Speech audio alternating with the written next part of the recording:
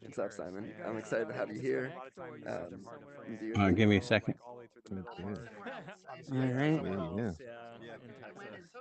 We're just Um, starting the stream and getting it ready to yeah, start. About to gotta hit start. whenever Perfect. y'all want me to summon everybody again, I'm happy to formally, but I'm excited for y'all. Let me know if Thank you you, need anything. Dave. This is gonna be a good one. All right. We're live now. I'm gonna go to live soon. What's up, Christine? Thanks again All for the right, messages. let's I go just up saw here. it. Looked into it. Okay, cool.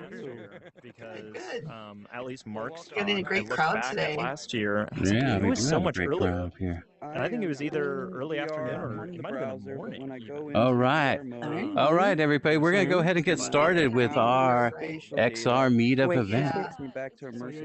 Yeah. Yeah, I'm excited. Hello, everybody. Hello, hello, hello. If we can get everybody's attention, we'd greatly appreciate that. And we're about to get started. And we are Welcome, live on everybody. Twitch, Facebook, and TikTok. Yes. Nick It's gonna be TVR. Hey, everybody. like October 5th We though. are at the Metaverse and XR Meetup Conference 2025. I am your host, one of your hosts, Sue to the Q, And I'm Nick T, your other host. and we What's are, up, everyone? yeah, we're from Hey yo. Indie Tours XR. I know it says VR up there. We are in the midst of a transition. We have expanded past VR into XR, and we are so excited to be hosting the first conference here in RP1 browser. Can we like get some like hands? I know we don't have confetti or anything or something. Yeah, let's go. Well, while everybody still comes in and we get all our panelists and are here and ready to excited to really share their opinions about everything that happened today at Meta Connect and yet yesterday, all the keynotes. I know I'm really excited to hear what these panelists have to say.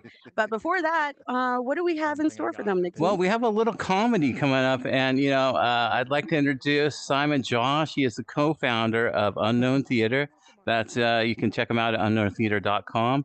It's a VR XR comedy club and a venue in VR chat with ongoing classes, open mics, and pro stand-up shows featuring physical, real-world comics.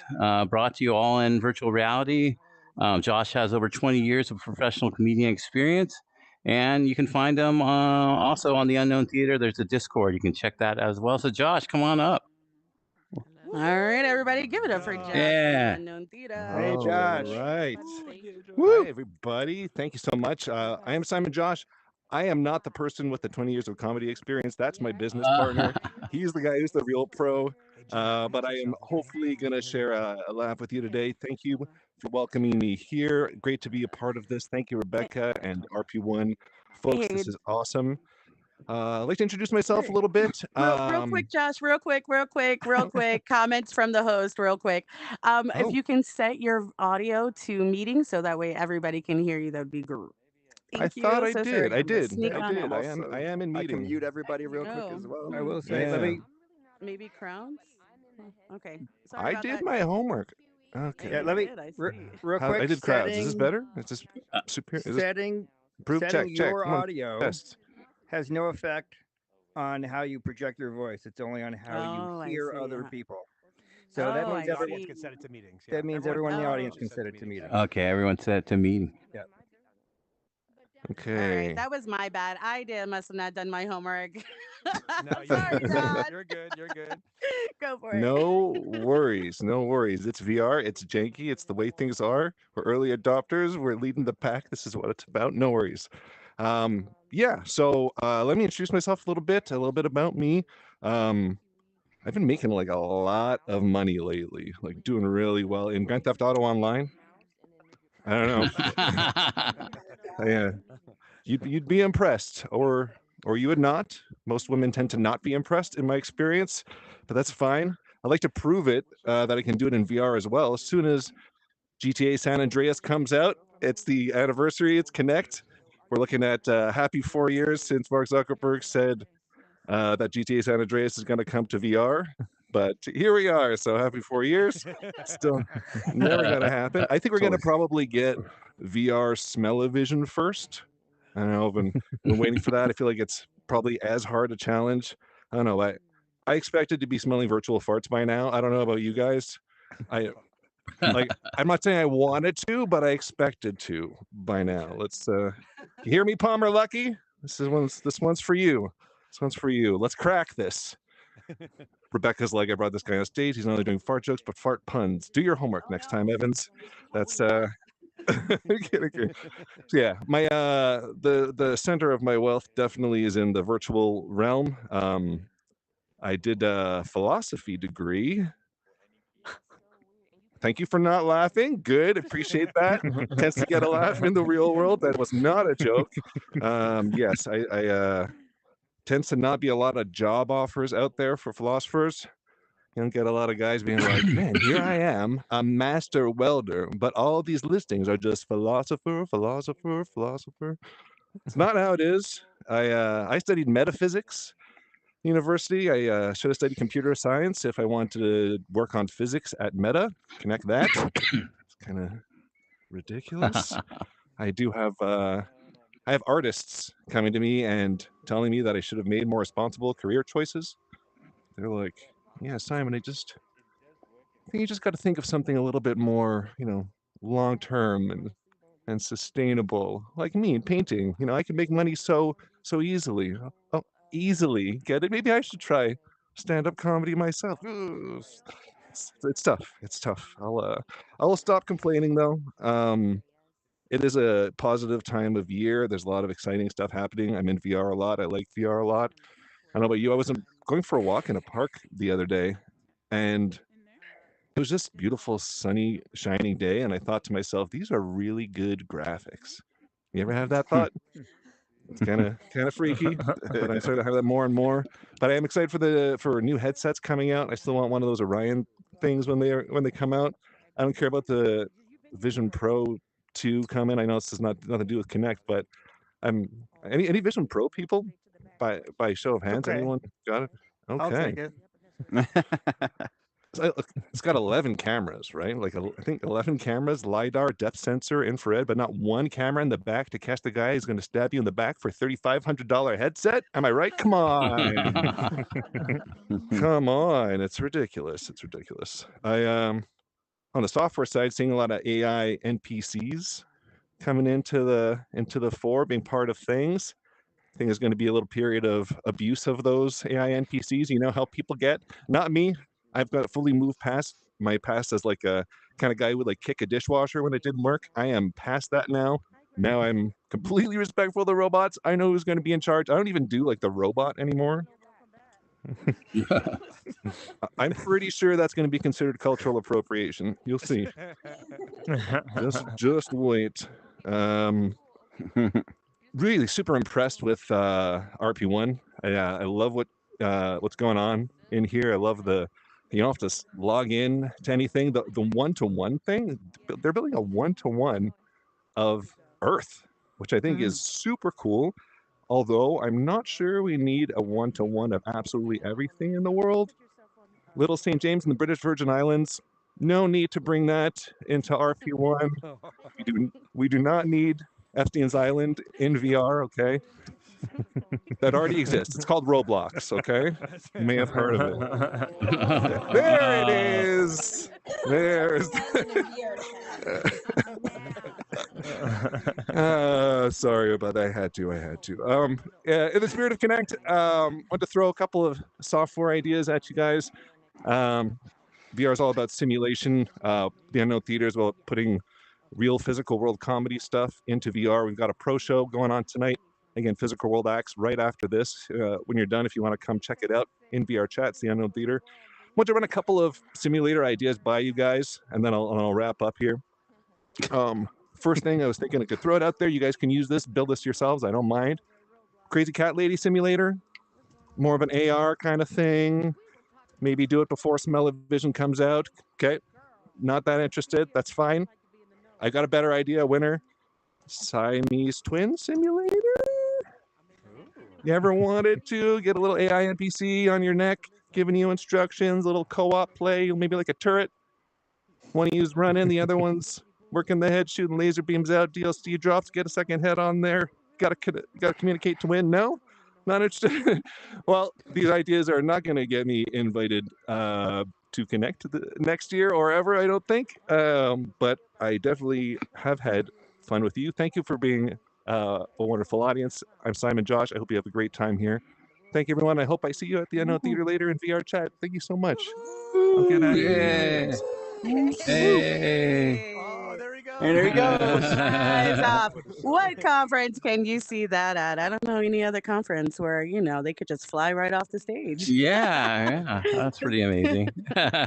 So it was funny too. All right, guys. So we are going to be introducing the woman behind organizing this wonderful conference today and the founder of RP1. Everybody, give it up for Sean and Becca Rebecca Evans, come on down. Hey. Hey, thank you so much, everyone, for coming. I'm going to make this short, but I'm just going to give claps to everyone here, first of all, for coming, as this might be your first time visiting this platform. So thank you to all of you and to our panelists and our amazing volunteers who are all also very skilled in the industry. And I'm just mentioning that I wanted to put this event together just as some gratitude for all the people that are involved in this industry in so many ways. And our physical in-person conferences may not be big enough, but I think here we are. So I'm so glad we can chat about all these things. And then just thank you so much to Sean and your team and David and Yinch, they have just done really, really awesome work for us. So take it away, Sean. Well, first of all, Rebecca, for putting this together is absolutely amazing, and I can't thank you enough. Obviously, to our hosts, Nick T and Sue, you guys are amazing hosts. What do they say? The hostess with the mostest. Obviously, Simon, Josh, it's amazing to finally see him in person in the metaverse and put on an amazing comedian routine. I'm actually really sad now because if they do take away the robot dance, I really have no other ways of dancing because I can't dance other than the dad robot dance that my kids love me to do. So I don't know how to take that, but thank you, Simon. That's great. Obviously, I just want to welcome everyone. I think what's amazing about the metaverse is a lot of us can't go to events in real life, and you can't go to school in real life. You might not be able to concerts or go to meet up with people that your loved ones that are all over the world. And COVID really showed the importance of these remote experiences. And I think the ability that a lot of us didn't get invited or weren't able to make Meta Connect, we have the ability to come together and really know what happened and talk about it all in real time as if we were actually there. And I think that's really powerful. I want to give you just about a minute about just RP1. You may come in here and see a virtual world, but you actually don't build in RP1. We are the first to actually build the technologies to enable you to build on your own metaverse server, just like you build your own web server and manage your own website, where you have full control of your data, your revenue, what you display on that website. And the job of a browser, which is we are the world's first metaverse 3D browser, is just to connect people all over the world instantly to your location. And eventually there'll be millions of locations that you can seamlessly traverse, walk around and fly to with ease, where you're always connected to anyone in the world and not worried about going in a small snow globe. And so I'm amazed on this type of an event to see this many people show up and really come together. But this is an invitation to be a part of a movement for an open metaverse where you're not being built inside of walled garden systems, but you have the freedom to build on the open metaverse. And I really want to thank you for taking the time not only to come to this event, but for the people to actually put it together, because it's quite special. The last thing I have to say is, in about 5 weeks, you'll be able to build your own metaverse server and build whatever you want, point it at the universal map system in RP1, and instantly people will be able to go there and you can run your events 24/7. It's going to be absolutely spectacular. And I think it's a movement which brings us all together, just like how the first web browser brought the entire world together to create the World Wide Web. We're creating the first metaverse browser to bring the entire XR community together to create the open metaverse. So I just want to say thank you for everybody from coming together and making this all possible. And Rebecca, I'll let you take it from here on next steps. I'm excited to see this amazing, different experiences with the fireside chats and the panels to talk about MetaConnect. Because at the end of the day, as much as we're building an open ecosystem, the pioneers in this space are the Robloxes and the Horizons, and they've showed us the importance of these virtual spaces. And so I definitely want to celebrate the hardware and the things that they're working on, because it's going to make the open metaverse more powerful. So thank you so much for everything. And Rebecca, appreciate everything that you've done to put this together. Thank Thank you. you so Thank you much. so Yeah, much. Thank you, Sue. thank you, So Sean. much. Thank you. This platform, web browser, because it's not a platform, and I think that's like the misconception everybody always has when they're thinking about RP1. I know I Yeah. did as a platform, but it is so much more than a platform, and it's an open ecosystem. And I'm so just excited to be here. Yeah, let's hear it And for the open web. also, Yeah. yay! We have amazing panelists tonight. And our first panel has one of our key speakers, a mini keynote speaker tonight, Mr. Julian Reyes. Mr. Julian Reyes has built a career at the intersection of immersive media, storytelling, and technology, leveraging a diverse background that spans virtual worlds, electronic music culture, and digital production. Julian has also held positions at Meta, Cisco Systems, and enterprise companies. Before founding the Virtual Worlds Museum, Julian launched Keyframes Entertainment, a media production company that has supported VR experiences, documentary films, and interactive storytelling projects for over a decade. He is a speaker, producer, advocate, and has been a selected judge for numerous awards and hackathons. Everybody, can you please give a warm welcome to Julian Yay, Reyes? welcome, Julian. Yeah. Hello, hello. Thank you so much. Yeah. Really appreciate that awesome introduction. Thank you so much. I wanted to tell you a little bit about the Virtual Worlds Museum if you don't know much about it, because it has a really interesting evolution. I did a talk a couple years ago at AWE about mapping immersive worlds. To me, I wanted to see what the metaverse actually looks like. A lot of people think that a virtual world is a metaverse. There's people that have that conception. And to me, the metaverse is the amalgamation of all the virtual world platforms, right? And that is what drove me to create and the Virtual Worlds Museum, because I needed a place to house all that data. And I'm going to get a little granular here because I see a lot of new faces that might not know what we're doing. So I want to jump in and explain to you how we've laid out our exhibits in the Virtual Worlds Museum. We've created 6 different categories to organize virtual worlds. The first is the Web XR exhibit, which are all your web native worlds. Then your VR and apps exhibit, which are all your popular apps that you download into your computer or you have to wear in your HMDs. Then you have your game worlds. Then you have your specialized exhibit. We would consider anything that's like a walled garden or omniverse or education or training or simulation specialized. Then we have your open source worlds, which are the worlds that you create your own environments with open source software. And then you have your blockchain worlds. I'm also really proud to announce that we're creating a sunset exhibit, which are all the worlds of the past. I think it's important for us to really look at historical virtual worlds and anchor our love of virtual worlds there, then connect in what we're doing and evolving our ecosystem, and then really ground ourselves in the ethical frameworks to make virtual worlds safe places that are accessible for all. And with that, we've created a teleportal, which is a 3D force graph where you could see all of the different platforms, and we will connect all of the hubs. And we have a hub here in RP1, and we're very happy to be collaborating with them on creating our own Virtual Worlds Museum hub here.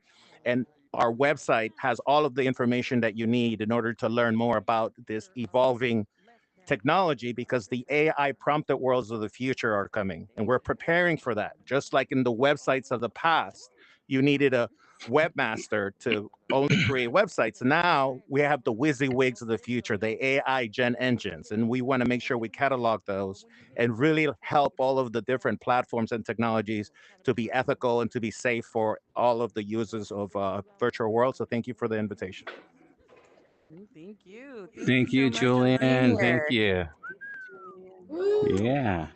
So Thank you. now, And Julian, oh, go ahead. yeah, Julian's actually one of the panelists, so may remain up here. I already gave him that wonderful introduction and all that information. So, Mr. Nick T, can you bring up our next panelist, Yeah, so please? our next panelist, we got Kay Guillory. She's an experimental fine artist and a freelance VR journalist. Her work mixes physical and virtual reality tools to record augmented reality still lifes and cross-reality portrait sittings. Guillory also teaches blind contour drawing at the Museum of Immersivism, using virtual reality to help train artists hand and eye coordination by studying unusual visual geometry. Her fictional work also explores techno horror. That sounds pretty cool. And the consequences of a digitally advancing society. Come on up, Kay. Hello. Hey, welcome. Welcome to the Woo! panel. Let's give it up for Kay. Yes. Our next panelist is Justin Weberhaus. Justin is a content creator. Oh, close. I practiced this too. Justin. Justin is a Justin is a content creator and entrepreneur in the VR and tech space since 2021. He's been making videos about VR technology and gaming and is now part of the Meta Quest Creators Program. Built a business around Quest accessories and partnered with game studios to launch and market their titles. He's interviewed Meta CTO and gone hands-on with the Orion AR glasses last year at Meta Connect. And today he's here to share what's next in immersive tech. So welcome, Justin. Hey, welcome, Justin. Our next panelist is Kathleen Krause. She's a globally recognized designer, author, and keynote speaker who founded the consultancy Mindwise and teaches about well-being and tech at Stanford. She has also authored 6 books, including Designing Wonder, Mindful by Design, and most recently, Digital Well-Being. Her drive to help individuals and teams navigate complexity and change, prioritizing collaboration and creativity. And she also advises other organizations, including TED, the U.S. Air Force, LinkedIn, Meta, and Oracle, and the U.S. State Department. Kathleen's mission is to empower meaningful connections for a full life of thriving. Come on up. Oh, well, they are actually in traffic. Both They are. Ari Tai and Caitlin are not able to be here due to traffic. But that's okay because we have these 3 amazing panelists up here. Everybody, can we get a round of applause for the 3 up here today? Thank you so much for joining us. Right. Yes. Yeah. We had such an amazing Meta Connect yesterday. What are your opinions on what exactly caught your attention during the first keynotes? We'll start with you, Kay. So as a journalist, I write with Upload VR, and the first thing that I noticed when I was looking at the feed was body language. And I know that that's probably kind of surprising to people, but I am the person, one of the people that would be looking at the trajectory of the VR industry. I keep it in mind for my writing, for my articles, and for my reviews. And so I'm looking at the body language of Mark Zuckerberg. I'm looking at the way he's presenting. I'm looking at how excited and how nervous he is. And I'm kind of able to tell when he's confident and not so confident about a product. And I noticed that when he connects with a product and recalls a memory, that's when he actually gets really excited and wants to really talk about a product. And so I noticed that he was genuinely excited about the glasses. And I think that the presentation probably admittedly could have been a little better, but I think that it's probably going to take some time to sell those glasses as people come to, explore them a bit more, I guess, is my initial impression. Interesting. Great. Yeah, that's really deep, actually.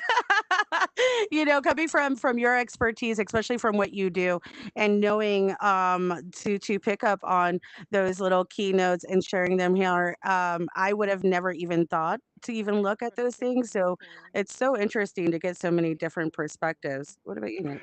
Yeah, I think it is definitely great to see that body language thing, because I kind of noticed that too, actually, about him. Well, especially when the demo starts to go wrong or whatever as well. So that brings me to my next question. What do you guys think about the Ray-Bans 2, where you got the little display screen and the wristband, functionality where you don't have to actually, do anything physical on your phone. You can just use your hands. I'll give that question to Justin. Sure.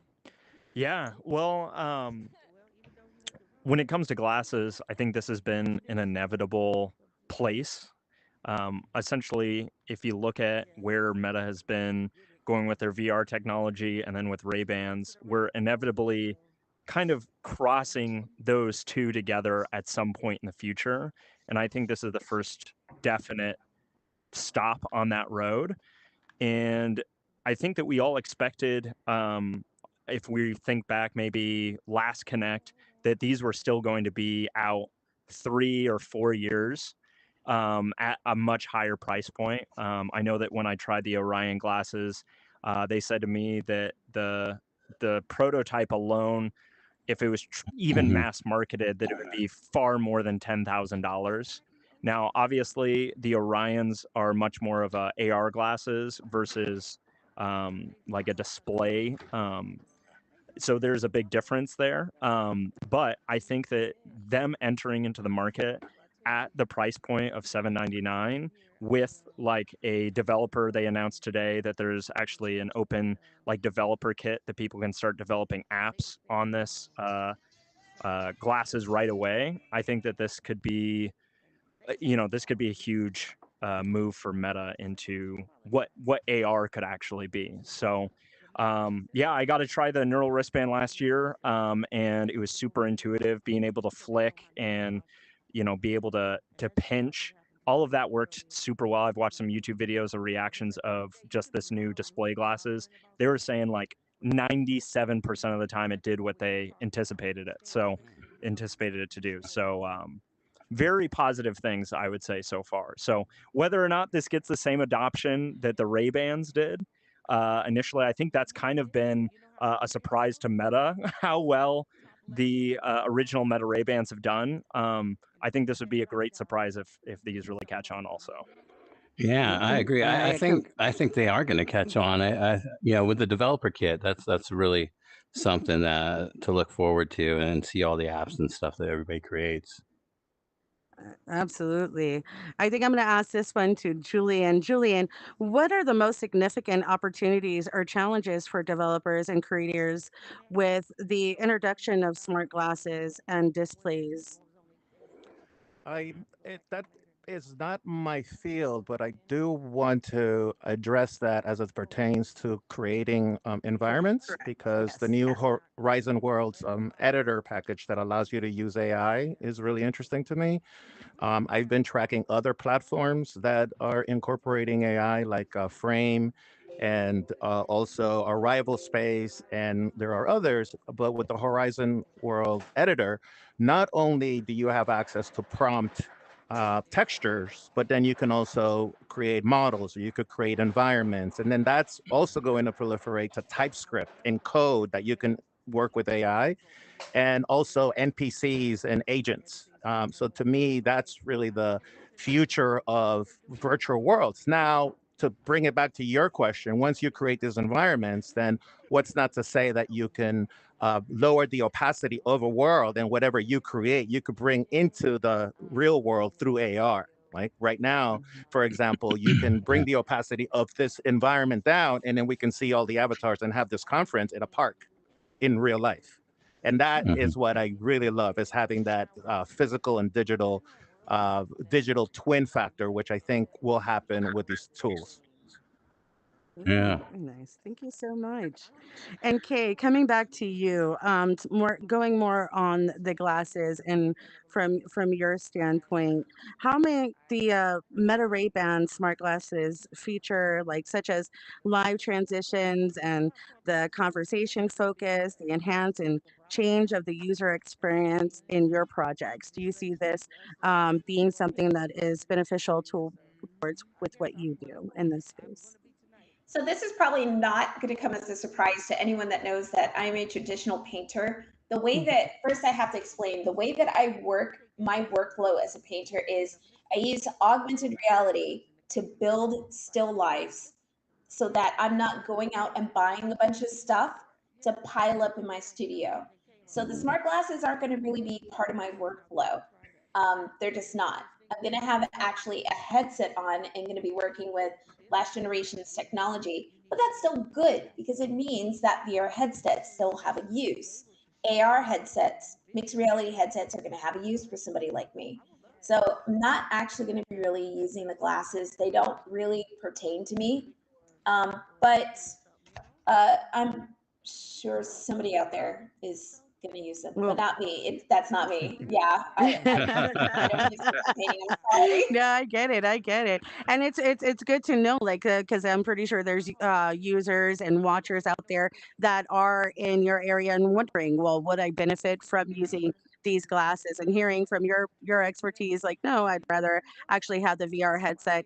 I think that's just really amazing feedback from someone uh, doing what you Yeah, do in Yeah. this space. Yeah, they as an are artist. prototyping. Like there are a lot of painters that are not on, they're really on the fence. They're kind of looking at what I'm doing. They're giving my timeline a chance. And when they see me prototyping a painting using Google Tilt Brush before I ever spill a drop of paint on my canvas, they're like, hey, that's a really cool idea. I love that. That is useful to them. Mhm. So that's good. Yeah, it's definitely That's useful. good. So I Yeah, guess it this is. my next question I have is for Julian. Because with the museum and stuff, how do you think that contextual AI is going to help people going to different events and museum events and viewing art? Yeah, I think it all depends on the way that each platform implements it. I'm more interested in creating a navigation system. So the teleportal that I spoke about earlier, it's a force graph that's three-dimensional, and with the web browser version and the app version, you click and then you open up virtual worlds and you learn about them. But the immersive one is really cool because we're incorporating deep app linking technology. And we've already proven that in VR, we can jump from Engage VR seamlessly to multiverse VR to Roblox VR, complete interoperability that we've been pioneering with Meta's technology. And we want to collaborate with other platforms so you can jump from not only world to world, but from platform to platform. And I think that kind of like navigation and having the AI contextualizing how does that navigation facilitate interoperability is what I'm more excited about. Interesting. Yeah. Very, very, very nice. We're gonna do two more questions, and then we're gonna open up for some Q&A from the audience. So I'm gonna go ahead and send this one over to Justin.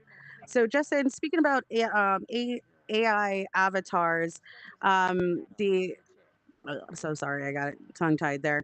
How might the integration of AI powered avatars with realistic facial expressions impact the user's experience in virtual worlds or social spaces? And I give you this one because you work in comedy and a lot of that is feedback. How much do you think that the facial recognition would really integrate that connection between you and the crowd? Just so I understand the question, are you talking about specifically like adding AI The NPCs in like Horizon World? correct, yes, Okay. yes. Okay.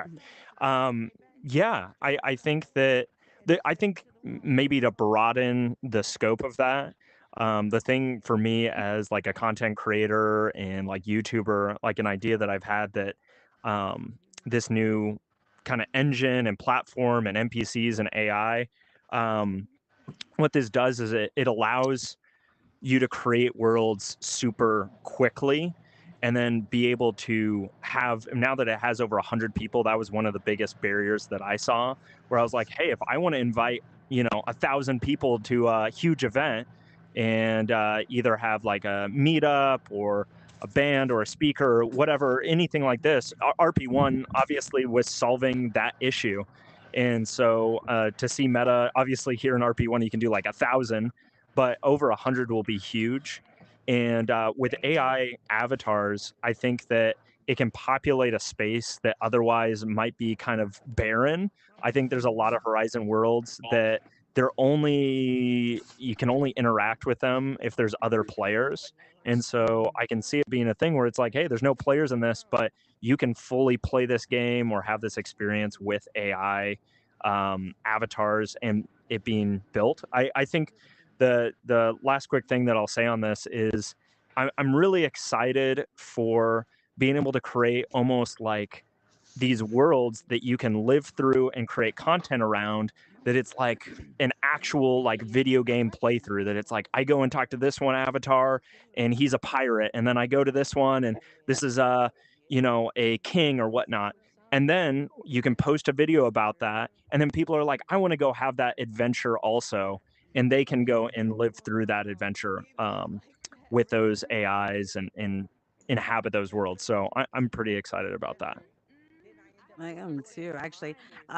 Doing events in Meta Horizon worlds, my world stays pretty dead unless I'm doing an event. So having that in there, I feel like would increase my chances myself as a creator over there. So thank you so much for that feedback. I completely agree with that. Yeah, And we definitely. have one more question. I do want to go ahead real quick before we get to our last question.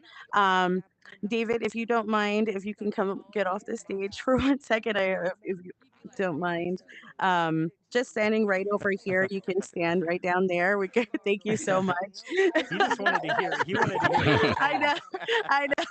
I heard it here first from David. The problem is with the audio. You have to get really close Oh, to hear. just Oh, click. Oh, Yeah, click up on your audio button on the top left, and then it'll say normal meeting and crowds. If you click meeting, then you'll hear everybody talking. No, that's what I'm saying. I'm on crowd now, but normal in meeting where you could hear everybody and you couldn't hear you close enough. Oh, I see. The one thing Maybe other one thing people. I'm noticing about RP1, because I've been here a number of times, is that the sound needs proximity, and if you're off by an angle, it's crazy. So just one quick update, because I don't want to take away from the thing. So you can actually create any audio setting that you want to get the type of performance. There's like a little button right next to crowds, and you can pick stuff where you can hear really far away or nothing behind you, and you can customize it a million different ways. So we just have 3 presets, but you can actually customize on the fly and do whatever you like as far as audio to get the best experience. Like how would you do that real quick? Well, I don't want to take away from this thing, but just look at that little pencil right next to the normal never meetings. mind. Real, Never mind. Yeah. right. And David, real quick, we have amazing greeters right out there in the front that could help you with all the audio. Um, yep, there you go. Thank Yeah, you. there's some greeters in here Yeah, too. you're Yeah, yeah. Yep, just go look for Royal Rose and Whip D, and they'll take care of you. I Definitely, believe Jules definitely. is in the front as well.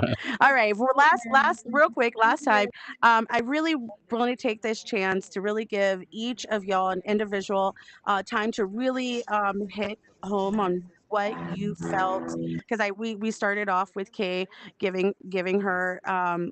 I really want to see your opinion. Like, what did you really think about what you heard in the keynotes on the 17th and the 18th, and how that's really going to affect you? And what do you want your audience to know, to really look for? Justin, go ahead. Sure. Yeah, sorry, I was just kind of thinking about what my takeaways are myself. Definitely one of the top things for me is continuing to relook at like Horizon Worlds and best ways to like build in there and help. They're putting a lot of resources into it. Obviously, the glasses are great. I think everybody's heard a lot about them. That's kind of the focus.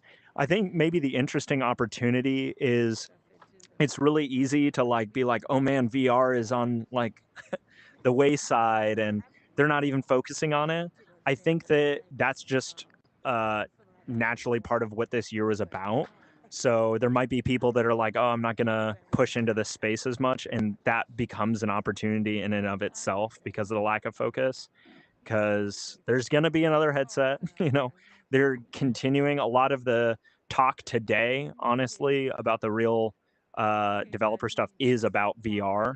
So maybe not losing sight on that. Because at the end of the day, the glasses pose a decent amount of opportunities, but I think they have a little bit longer of a tail. It's a little harder to get engaged with those right at this second, in my opinion. So Yeah, and I can Yeah. take it from there because Yep. to me, the products, they'll continue evolving and they'll kind of like the wow factor of the technology. But what's really important, and when I was working at Meta, I was actually in their avatars team. So I had a lot of insight in kind of the evolution of that. And what always struck me is what we really should focus on are the safety features. What are the privacy issues? What are the things that really make this safe for everyone? In the book, Making a Metaverse That Matters, James talks about all of the different programmers from Second Life that were in Meta that were trying to guide that conversation. And what my observation is that there's a lot of privacy concerns and there's a lot of terrible stuff happening in some platforms, right? And none of the platforms are speaking to each other. They're all insular and they're recreating the broken wheel of privacy and safety. Exactly.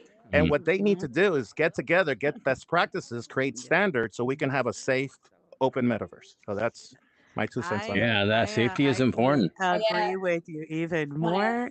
Go ahead, Miss Kay. I actually agree with Justin and Julian. They both make great points. This is not only a perfect time for people of different platforms to speak to one another, speaking to y'all out in the audience, but for us to also ask, what are we using some of this technology for?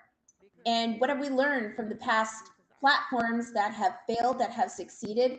Why are we constantly reinventing the wheel and not listening to one another? When Horizons first started, why did they not go talk to the people in Second Life?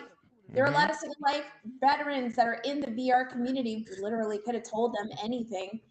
But, there's also something else that's really important about this. A lot of us out here are creators. And there's this theory that I have about, we like to use the M word, but I also call it cyberspace. Cyberspace is made of people. It is made of connections that we have with one another. When we think of here versus there versus one platform and another, we are thinking of our friends and our loved ones that are in one platform versus another. That is what creates a connection. That is what builds the spatial internet. That is how it exists. It exists in our minds. As Julian's work shows, and in my work shows too, we map it out in our minds, and that is how we hold on to one another. We need to start talking to one another a little more, cross platforms, and find what we have in common with one another, because the internet is made of people, and cyberspace doesn't exist without us. And I think that all of our work justifies this. It clearly shows this. We just need to keep doing what we're doing. And I feel like we're going to get to a really good place if we keep talking to one another. That's what I really wanted to say. I absolutely, completely agree with you. I think everybody feels that on such a I know I do personally as a creator myself, and seeing and knowing a lot of creators. It kind of gets murky when you start going into tech and then the social part of it. There seems to be a division down the line, and things like this, conferences like this, panels like this, host, RP1, having these places like this really bring in that connection. And I want to thank y'all so much for being on this stage, on this panel. We are going to open up for 15 minutes of a Q&A. So if you have any questions out there in the audience for our wonderful panelists up here, you can come right up here and go ahead and line up right here, and I'll just bring you on up for any questions you might have. Also, Don't be shy. I think Caitlin's here in case Oh, you want to Caitlin. invite her Oh, up. yeah. Come on up, Caitlin. Come on up. Yeah, come on down. Come on, Caitlin. All right. Come on Hold up. on, Caitlin. We have an introduction for you. Take it away, Nick. Oh, I did it earlier. Let's see. Nobody told me she was coming. Come on up here.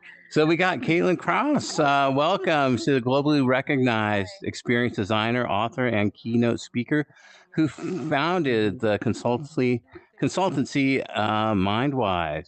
And she teaches about well-being at Stanford and tech. She has also authored 6 books, including Designing Wonder, Mindful by Design, and most recently, Digital Wellbeing. Her drive is to help individuals and teams navigate the complexity and change and prioritizing collaboration and creativity in the metaverse. She advises organizations including TED, the U.S. Air Force, LinkedIn, Google, Meta, Oracle, the U.S. State Department. And her mission is also to empower meaningful connections for a full, thriving life. Welcome. Hey, welcome, welcome, welcome. Wow, I just took a screenshot of the audience. I have my headset right on desktop right now because I've been, we layer, we exist in the layers. So my physical self has been near this MetaConnect epicenter. Yeah, I like that I'm here because I was in the audience just loving what Justin, Julian, Kay, what Sue was sharing, and I thought if I'm not up here, I'm asking questions, and part of this, let's just say engagement. I think engagement can do better, and the social media, I think, was that the engagement was to the base of the brainstem. Have this hope. Let's do, with Kay talking about connections here versus there. How do we not just think of safety as a fear-based, like let's check the check boxes, but what kind of worlds do we want to create, and how can we do that without the same problems that had existed in the 2D social media space? So some of the things that I've been building have actually been targeting mental well-being through imagination, but also looking at things like suicide metrics. How do we exist in such a vibrant world of possibility and still have one of the highest rates of suicide in the world? And I say that because I kind of I want to be a voice of accountability too. At a conference where just a few weeks ago there was a chatbot that affected the life of a 14-year-old. I feel like there's something to be said for naming this moment and not just holding people accountable, but saying, hey, we're the people that this should be serving, us, our families, our loved ones. How can we make metaverses that are about connection and wonder and awe instead of giving people a feeling of incompletion and despair? Yeah, that's a good point. Hey, Well, actually, yeah, mental health is very important in here. Yeah. Yeah, I think it's a topic that I don't think is really touched enough in this space, especially because it is all brain, right? We're getting all our senses from our brain. So, and we're trying to, process and something that is unnatural to us, and that's the communication styles between humans. We usually communicate nonverbal, and having to come in here and change our neural to be able to pick up on subtleties between avatars and names, it can cause confusions and illusions. And I don't believe that we talk about that enough, and making sure that we're creating safe spaces where people can have that feeling of being able to just kind of let down their walls and kind of gauge themselves and lean into this type of social experience. So I completely agree with you, Caitlin, on that experience. So thank you so much. Oh, Julian, yes, absolutely. Yeah, Yeah, uh, thank you so much. along those lines, Kaylin and I are part of an organization called the XR Guild, and that's really a good place to get started. If you go to xrguild.org, we have mentorship programs. We have a library that I'm a co-lead, and we have 10 different topics about ethics for XR. Yeah. I mean, we go deep in sharing peer-reviewed articles about the safety in the technology, but also like mind control techniques and how to really like figure out how to protect yourself from that. What are the latest findings, reports? So XR Guild, and that's a good place to get started in that journey. All right. Can Yeah. I also bring up music? Can I bring up music and movement? Yeah, And absolutely. Yeah, please. something? I'm like, I think I just did. So like yes, we're 3D creatures. I would imagine me moving my arms around like Julian. Yeah, and I just think this element of play, right? There's a playfulness where a lot of us participate in different forms of art and expression, and it can blend with business. It has me thinking what Sue was saying, I think was really making me think about the future and synesthesia, and maybe, some people that are experiencing as colors or, dancing to express some type of communication. So I think that these possibilities in XR and certainly spatial tech can open us up to new ways of communicating that didn't exist before. Yeah. definitely. Speaking of So, yeah, speaking of music, we actually have a DJ on our next panelist, so you definitely want to stay around for our next panel. Caitlin, before we get going off to our break here in a minute, I do want to ask you one question from our list, just to give you the full panel experience. I'm gonna what to say as a bonus in addition to the question. in addition. Okay, perfect. So, what potential applications or use cases do you see for Meta AI?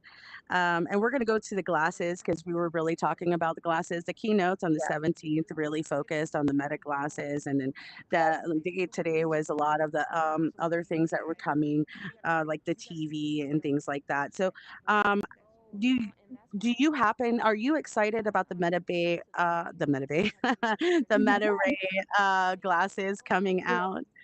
And I'm always going to say, I'm very excited, and you led into my takeaway. I don't know if people have access to like show of hands, but how many people were at the very last Oculus Connect? I think it was 2019. 2019 right here. Yeah. OC6 in the house. So at Oculus Connect 6, I had a flashback watching the keynote yesterday. I thought, do you remember this moment where we were in the hallway, John Carmack was doing his thing, and there were a bunch of people gathered? And just imagine, people who love to tinker and deconstruct. When Carmack was on stage, he said, imagine one day you can be in the world and you can have alerts popping up while you're in the world. And I thought, no, I kind of like being in a world where I'm not interrupted. A helicopter flies over me. There you go. There's your alert. Is that what? Maybe that's what Carmack was talking about, huh? The helicopter alert. But I want to exist layered. That was Palmer Lucky, by the way. Yeah, we live in the layers. So I was reacting saying, I'm excited about these glasses as long as there might be some mindful speed bumps. Like, hey, are you really enjoying having 10 puffs in your field of vision on your right eye? Because I think a little is great, and I think there's kind of this borderline between like I didn't necessarily love that you could be texting using the band at the same time you appear to be listening to someone in front of you. Like there's something there where I'm like, there's a problem here that could turn into a Black Mirror episode if we don't like more somatic first. So that would be like, yes, and I'm excited about the glasses. I think it's going to be great, and people need to remember their original intention. Yeah. So intention. Yeah, that's true. Yeah, well, thank you so much, Caitlin. Does anybody in the audience have any Q&A? Yes, Greg, go ahead. Yeah, I'm very excited about the Hyperscape capture feature that they said is coming. Can you all hear me? Yeah, we can hear you. Yeah. So yeah, I've been working in 3D scanning for decades, and I have a huge library of 3D scans and point clouds. And I thought excited about Hyperscape capture, and I'm excited to see that now they're utilizing the depth sensor and scene analysis to build an environment and to also to polygonize the environment and then allow you to import it into VR and share it. I don't know if anybody's got any more information about that from being at the conference. Yeah, I guess question for our panel. Anybody have any more information about the Hyperscape? No. That's the most exciting thing that I saw happening. Justin, you are on mute, just in case you didn't know. I know It's going to be out in beta and everything, probably about the end of the month, where you could do with the Hyperscape capture. All right, thank you, Howard. Right. Thank you so much, Howard. Hey, how you doing? How you doing? Yeah. Yeah, because they're rolling out everything like slowly and all that, just like now, like with the Hyperscape one, like they was talking about with the James Cameron part with the 3D trailer and everything. Like now they just rolled those out and everything, like how they're doing the demos. But I say by like October, mid-October, we should be seeing it with the Hyperscape, because they also updated the Hyperscape beta on VR Quest if you haven't checked it out yet. All right. Right, thank you. Well, Tells you that well, like coming soon. yep. Julian, we'll go ahead and go to Julian. Howard, hey, thanks a lot. That's a buddy of mine. Good to see you. Yeah. And Greg Pano's here. Oh, Much love. DJ No Name. Many names, many names. So here's I'm on Spotify. You can watch me. Many names. So Greg Panos is actually in the AWE XR Hall of Fame. This is a VR celebrity right here. He was an advisor on Lawnmower Man, the actual first movie. Oh, no way. Yeah, that's awesome. And wait. And then he's an advisor to the Virtual Worlds Museum. And I wanted to know how you can find us. It's virtualworlds.museum. So that's our URL. And I would love if Caitlin and everybody else shared where they can be found. That way the audience can Oh, follow yeah, our work. definitely. Yes. Actually, we were just about to Getting get into that. to Yeah. that part, Julian, right before. Thank you, Julian. Thank you. But that is pretty amazing, Greg. You don't even know. I watched Lawnmower Man when I was like wee little, and I couldn't wait for the day that I could be immersed in it. Even with the graphics back then, I just thought it was just absolutely mind blowing. Yeah. But yes, Julian, let's go ahead and get down to the socials and the LinkedIn's. Where can everybody find you guys? And we'll start off with you, Julian. Thank you so much. So I'm glad he mentioned the DJ thing, because I'm actually, I spin and I produce. My name is Many Names, no space, because I have many names. One of them is Keyframe Entertainment, which is my company. But you can find us at the virtualworlds.museum, the xrguild.org. And if you want to follow the stories of us traversing to different worlds and different platforms, that is called Meta Traversal. It's a project that we have with Ben Irwin and Ivo Heining and Julie Smithson and Karen Alexander, which is really, really cool. And you can find it all at the virtualworlds.museum website. Awesome. Awesome. That's exciting. Oh my God. Look that up All now. right. All right, Mr. Justin. Thank you. Yeah. Mine's easy. It's just my name. So Justin, and then just the first four letters of my last name, WIEB. If you look that up, all my VR stuff is under Justin Weeb VR. Just started up a tech channel, and I have a personal channel too. Also run, I didn't really talk about it here, but run a company called Nova Design, which does third-party accessories for Quest. So if you need a battery head strap or controller grips or anything, you can look that up also. Awesome. Thank you. His content is fire too. Oh, thank you, Howard. Thank you, Howard. Howard definitely would Shout know. out. Shout out to He co-signs. All right, Miss K, go ahead and take it away. Okay, I'm using. Oh, sorry, Miss K. So I heard Kate and thought it was. I know. Sorry about it. I apologize, Miss K. G. So for There we any of go. you that are interested in learning how to create what you see in VR and turning it into actual fine art, whether it's photography or sculpture or painting, you can find me at kgpaints.net. It's KG Paints, like you're painting. And you'll find a link to the Museum of Immersivism there. And we'll be rebuilding the museum. We'll be doing open calls for fine art shows. And I do coaching. I coach people on their art. You find your own path as a fine artist. And yes, it's possible. The art that we use to build, virtual worlds as art and fine art that we create from virtual worlds, it's called immersivism. So it's a 30-year art movement. It's very niche, but it's been around for as long as VR itself. All the way from Nicole Stenger to Bryn O in Second Life to artists in VR chat and beyond. So kgpaints.net to get started. We're utterly serious about what we do. Awesome. Wow. I'm definitely Yeah, going to that's check amazing. that out. I would go Yeah. check. Me too. Miss Caitlin. Hi. Yeah, so you can find me on most places by my name, Caitlin Kraus. My website is caitlinkraus.com. My socials are usually Caitlin Kraus or Caitlin Kraus with an underscore at the end. My company, Mindwise, has been empowering connection through wonder and awe for the past 10 years. We just had our 10-year anniversary, so I feel like that's pretty awesome to be working in immersive worlds for a decade.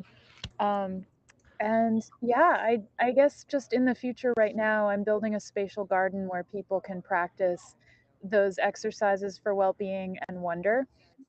And the name is Bright for perseverate about the future, but the magic moment is right now. So Bright Now is going to be coming public pretty soon. If you're curious about it, reach out. All right. All right, very nice. All right, thank you so much to each and every one of our panelists here today. I appreciate y'all so much. It's been very telling, and I'm so excited to actually follow each and every one of y'all and to get to know y'all more. I love that this is what this space is about. And if anybody out there would like to also talk to them while they are here, we are going to be taking a 10-minute break before our second panel, which we will be looking at the social VR and world building part from Connect. So we will take 10 minutes, everybody. Thank you so much. Thank you guys. This is where Yeah. the DJ comes in now. The wheels of steel.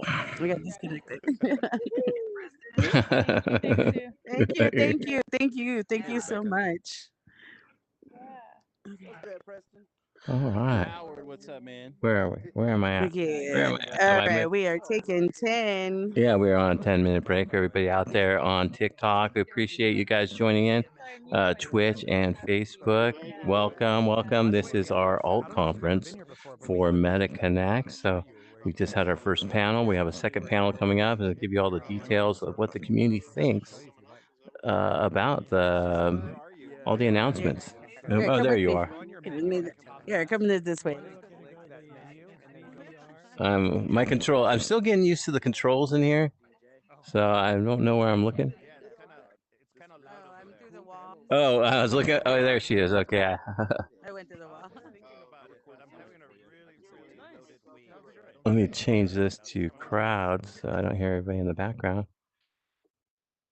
And wait, are you through the wall again? Where are you? Oh, there you are. I know my avatar is a guy. Well, that was pretty amazing.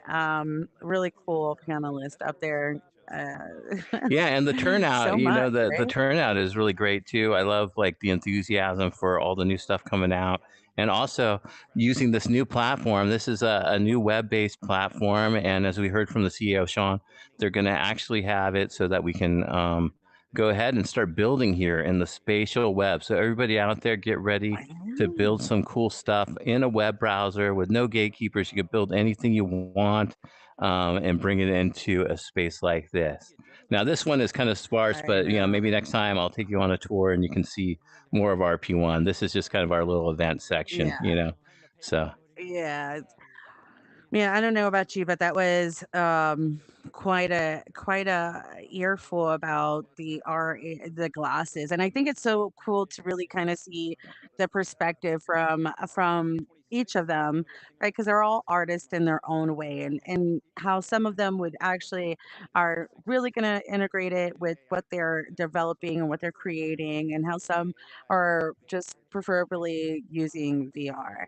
And yeah. I'm really excited to see how the next panel feels about today's keynotes because there was a lot There was a lot to today. go through. Yeah, definitely a lot of stuff on those Yeah. keynotes to check out. I'm really personally excited about all the developer stuff, the Horizon Studio.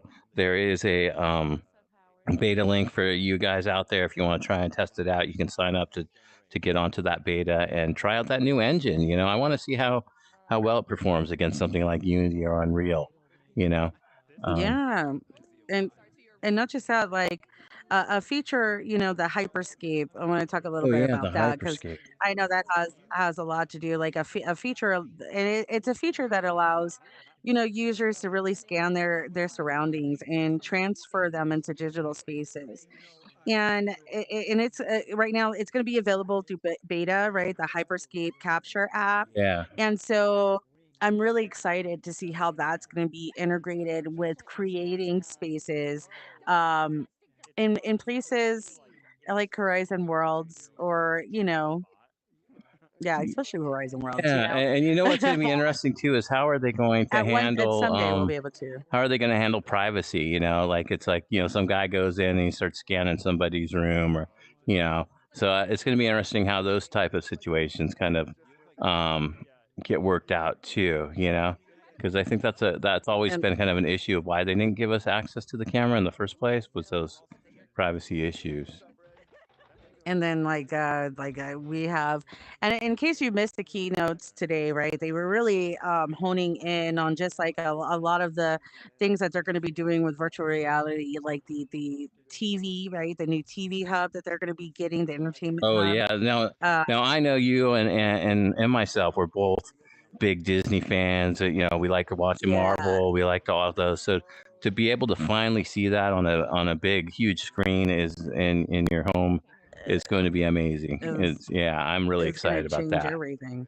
But I don't think we really got into the meat of what was really the main topic for creators, especially in Meta Horizon worlds, is the Horizon engine. Yeah. That Horizon engine, the Horizon engine that is powered, it's supposed to be having better graphics, faster performance, Hmm. and just more advanced virtual worlds, like just making it that much more immersive. So I'm really excited to see what they have going on as a desktop editor user myself, to see even more that I can do past what I can Yeah, already with the do with Gen the AI, and you know what? We could actually have shaders in there, I heard. So, we'll finally have water that Yes, works. finally, shade Real us, shade rain. us, shade me. Yay. That's So going I'm to really be excited. super All right, amazing. we got about a couple more minutes out there, Streamlam. So we're gonna go back in, watch all the networking, and then we're gonna get back onto panel 2. All right. Yeah, we'll do panel 2. Mhm. That's going to be cool. All right, guys, let me get myself in there.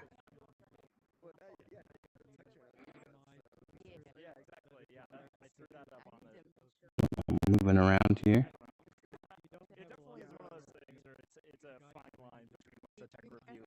And while we're here, there was somebody I wanted to talk to. Let's see. That was probably fine. AirPods is fine. What's the other Yeah, I don't know. It's really hard when you kind of just repeat. You can repeat it now. Yeah, 100%. But that's the beauty of it. Well, but no, I'm on that level of just like, I really don't need it right now. Like I'm. You look like JJ off Good Times. Websites like a browser. You rocking red. You rocking red Long Johns. Yeah, you gotta change to a girl. All right, so on the right side you should see a hamburger menu. One second. You guys are awesome. Oh, thank you guys. Great. Where's Caitlin? Is this Caitlin? Where's your actual where You see where the little ID card looks? And up right hand corner, it looks like a little ID card. Pressure the time. And smash. Yay. Hi. Innovation Pro or demo where they could like pin like a club. I'm hearing you talk, but I don't know what is coming through. All right, guys, and we are going to get started here real shortly for our next panel. So stay tuned, and we will be right back. Your body's just teeth, I think. I don't get And then only that, but no,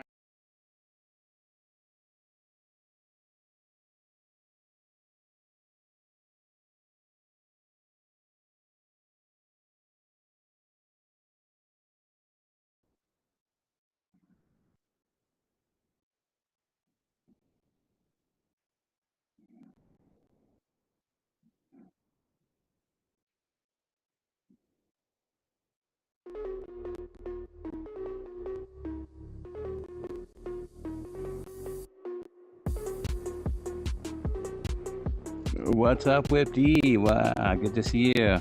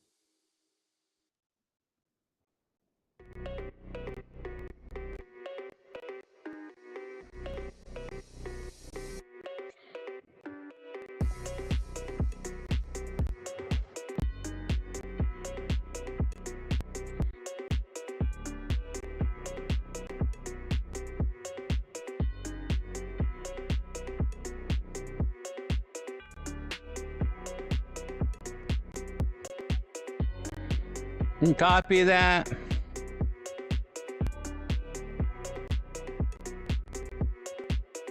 I'm coming. I'm on a break.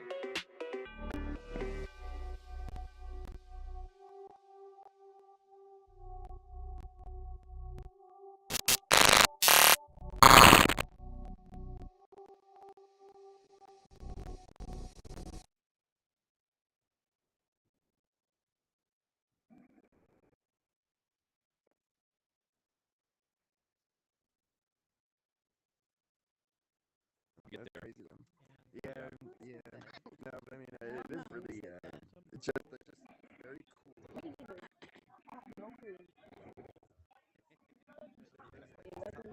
Like, I want to be blown away with the fidelity, with the experience. All right, welcome back, everybody. We are live on Twitch, Facebook, and TikTok.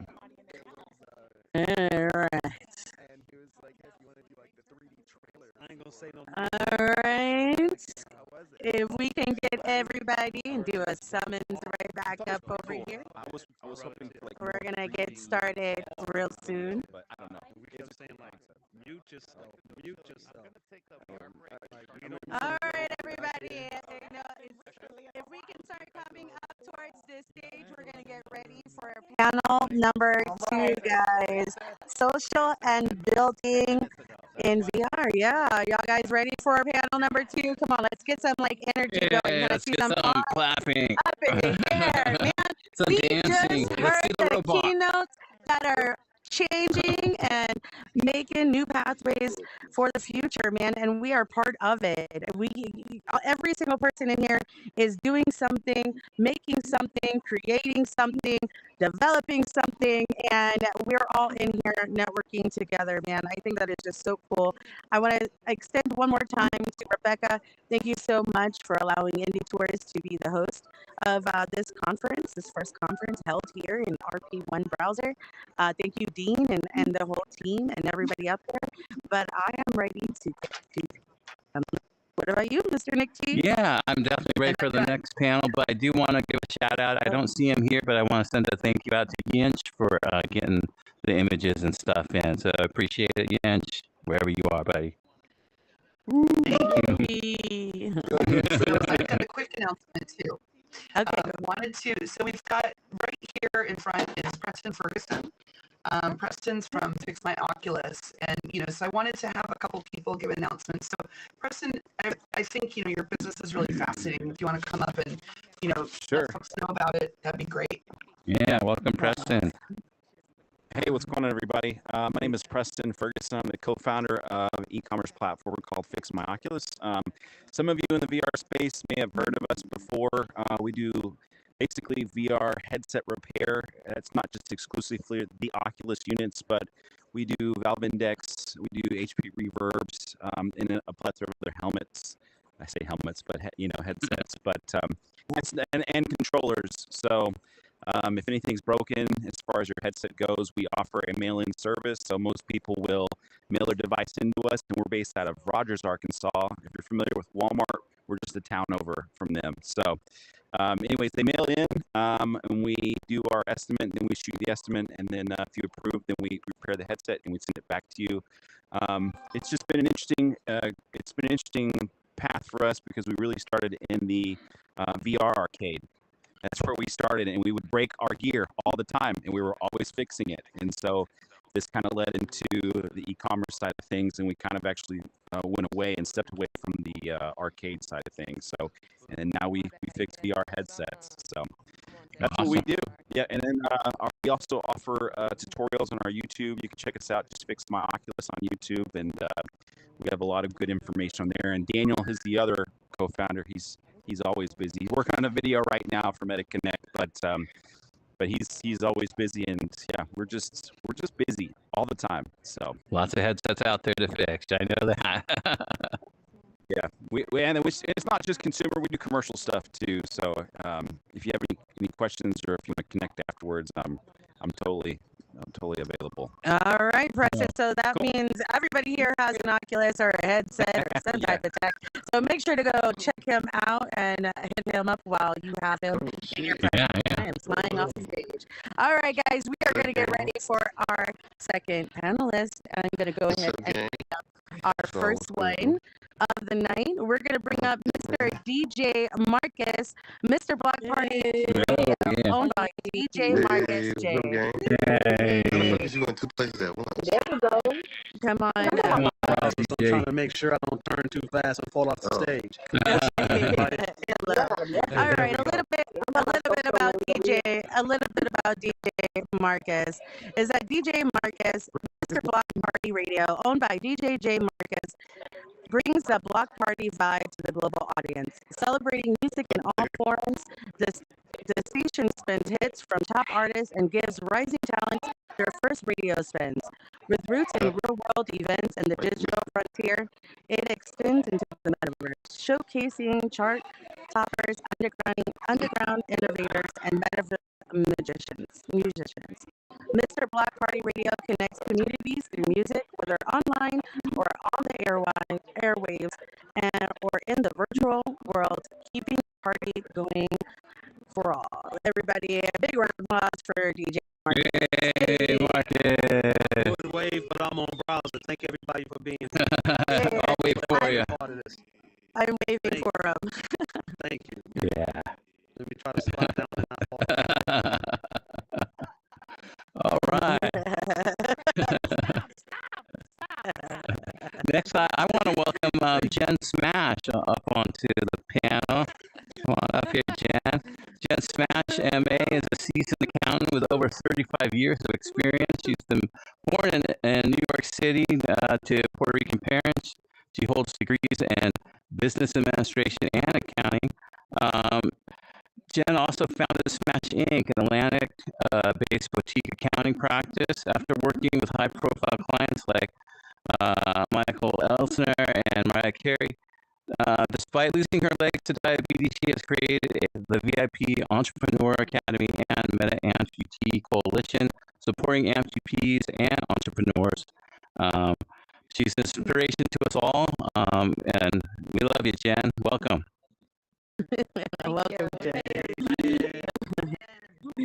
Our next panelist, she is Beauty of Tink, is where the innovations, community, and growth meet in the metaverse.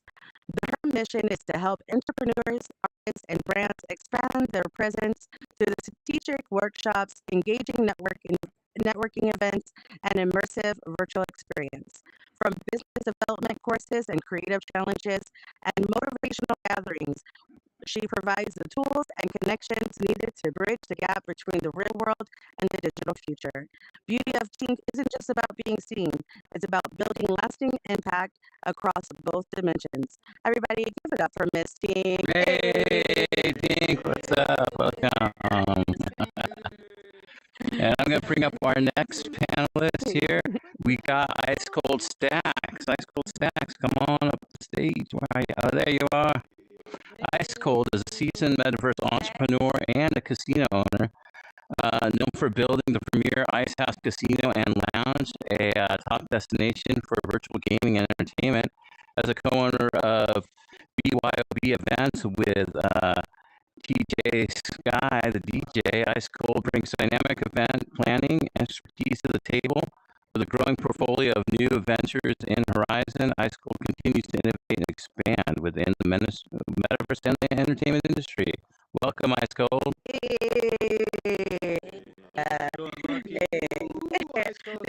Thank you so much for being here, especially in the social part of this this conference. Yeah, each and every one of your communities that you have built up from the ground up, and everything that was talked about, especially today in the keynotes, really hit on in their summit for us creators. You know, I know we can't talk about much of the stuff that we saw, at least. And I'm going to ask the first question to Miss T. Hello, Miss T. How are you doing? Hi, Sue. So I know you do a lot of social gatherings here in VR. My notes closed. I don't know where my notes went. Oh, there they go. Okay, I know that you do a lot of social events here, and on panel one, we talked about the avatars, the NPCs and the increased capacity. Now, being in Meta Horizon worlds with how it is now only 32 players, how does it make you feel to hear that the expansion to 100 and increased capacity? How excited are you for that? And how is that going to change the directory of how you plan your events in that space? Well, within hopefully that is a great thing with getting more people into the world. I am a person that travels across platforms. I came up with a VR chat. I made a family over here. So the more we travel, the more people into all of the different places we are now, where before it wasn't so many people from Horizon coming over to VR chat, but now people are mixing across platforms. So we can continue, especially with this expansion, we can do a lot more with networking, because right now, honestly, with the small people that you're allowed to have in there, you're mainly going to see the same 20 people every time you have an event out of the 32 people that are allowed in there. And that's not even to include your body and the food and everything. She's breaking up a little bit. You're glitching out there. Yeah, there you go. Yeah, you're back. Yeah, just repeat that part. You glitched out a little bit. Well, with the expansion, we'll have more people that will be 20 times more than what's in here right now, and that's more people that know what's going on, and how much activity we can bring in from the outside to see that it's a game anymore. There are businesses and people networking in here. Right. Yeah. I kind of want to piggyback off of that real quick, just so that way the audience has a little bit more clear understanding about that community building across the platforms. I want to ask you a little question away from the Connect questions, just to give a little feedback. How do you build and engage your community across Meta's platforms? You have to first be willing to go across the platforms. Sometimes in a circle of friends, and it's like, okay, well, we're comfortable here, and that's fine. If you're comfortable, that's cool. But if you're actually here every day, you have brands and logos on the wall, you can't show it to the same people over and over again. You have to think outside the box and go to another platform. You got to come out of that comfort zone to actually meet people and engage with people and have conversations. You be at the different things you all have in common. not the only people that have the ideas we have and having the things that we're having right now. We just haven't met them because we're not tracked enough. Right. Yeah. She glitched out a little bit there, but yeah, there's just all the same people. So now we can expand, get more business in there, get new people, new blood, checking things out, and yeah, hopefully it'll invigorate the commerce. And then I'm going to go to this question with Jen, actually, piggybacking off of that, because I know, Jen, here you are more of a community builder than you do not build, you don't actually use in there, but your team does. So I kind of want to, can you give the audience and people out there in the stream kind of how that goes as being a creator in this space without actually using the tools, but how important? I need a last part. Yeah. Oh, she got frozen out. I guess her question is like, how does your team use these new tools to achieve your goals and what you're trying to achieve with the coalition and everything else? Sorry, guys, I got kicked out. Oh, there you are. All right, you're back. What was the last part? The last part. Yeah. Sue? No, go ahead. Go with Nick's question. Okay. I'm having glitchy problems. Okay. Well, basically, I do not build, but I want to bring e-commerce in here. So I'm from the business background. I know what my clients want to see. In order to build this platform bigger, we have to be realistic about bringing artists in here, such as, a TV artist, a music artist, whatever. We have to build that in here by making it possible with e-commerce. I wish we could do we could collaborate with a Stripe or a Square so that we can take payments.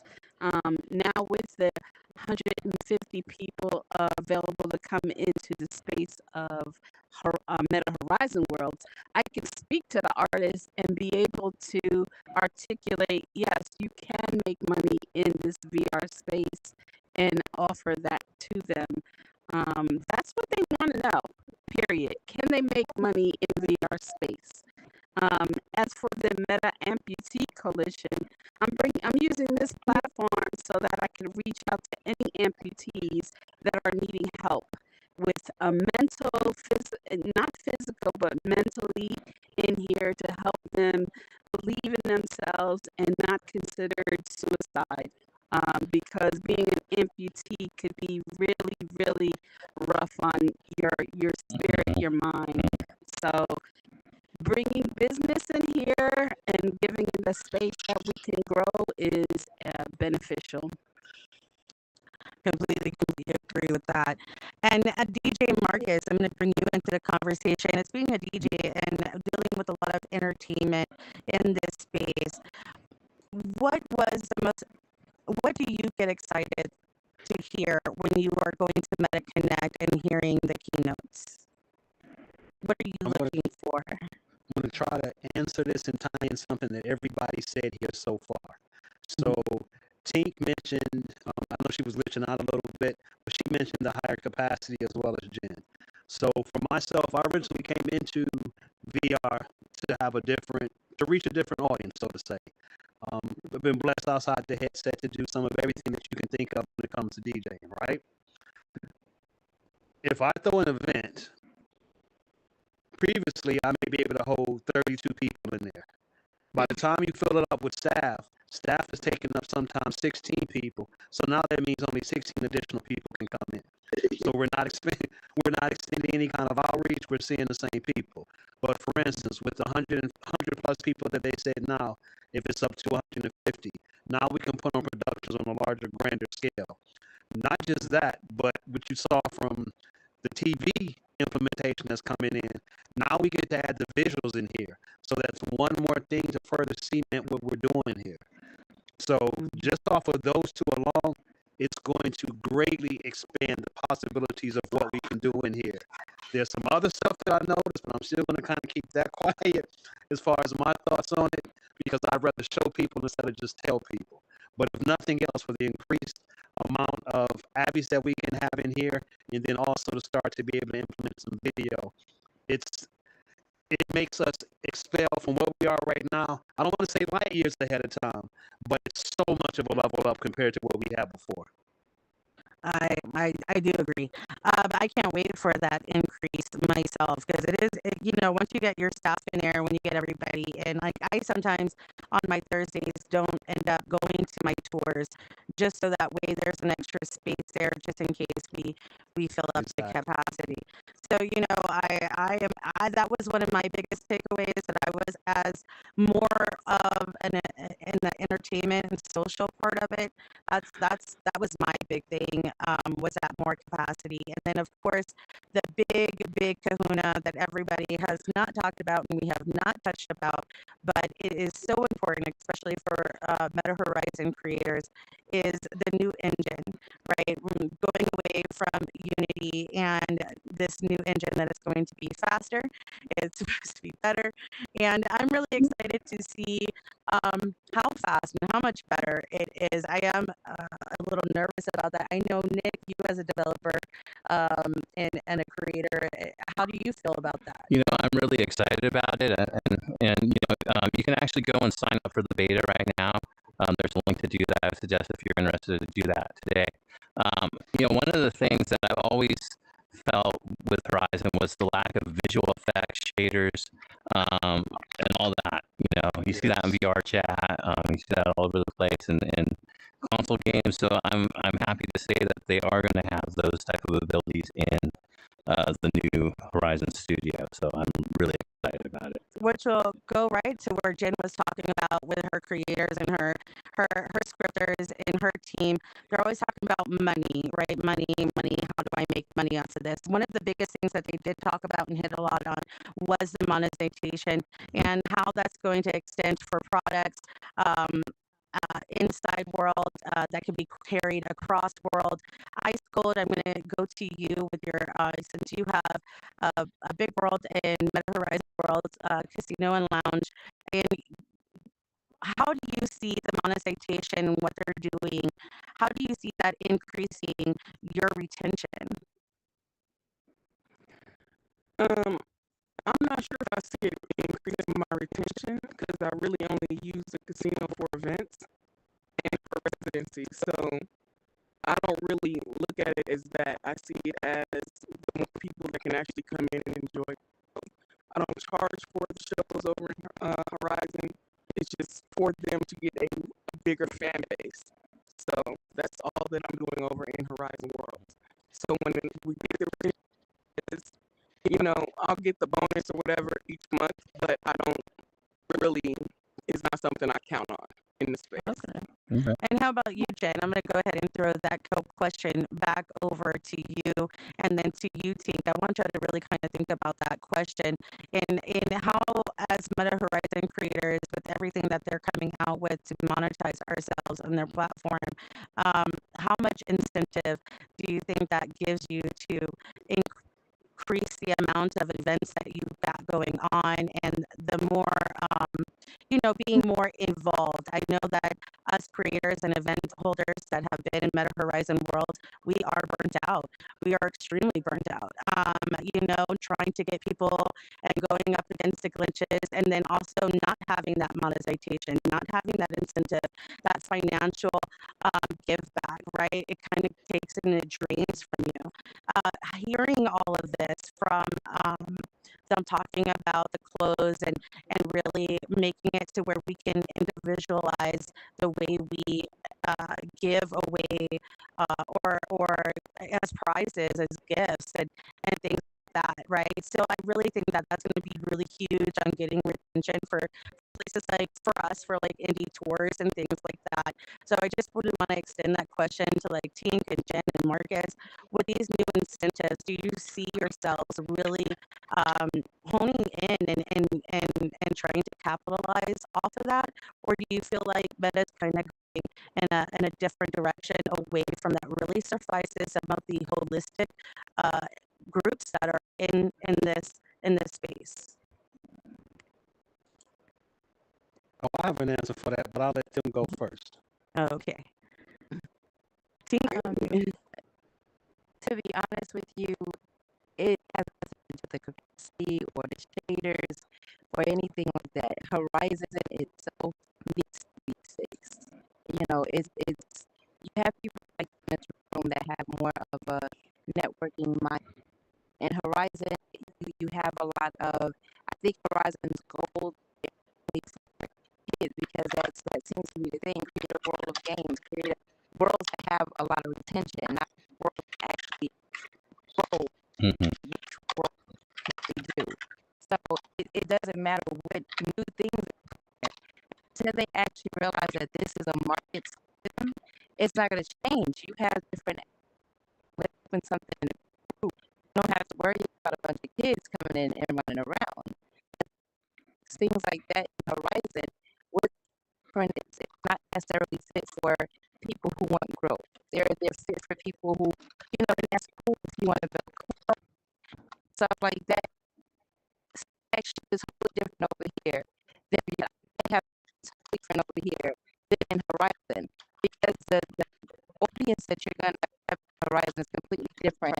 For if you on that, I'm going to stop you, team, just because I don't want your message to get lost in the glitches. You are glitching really hard, and I know it's hard for me. Yeah, it's really hard for me to kind of follow along. So I'm going to assume that it's a little hard for the audience, and I don't want your message to get drained out. So I just want you to know that. Okay.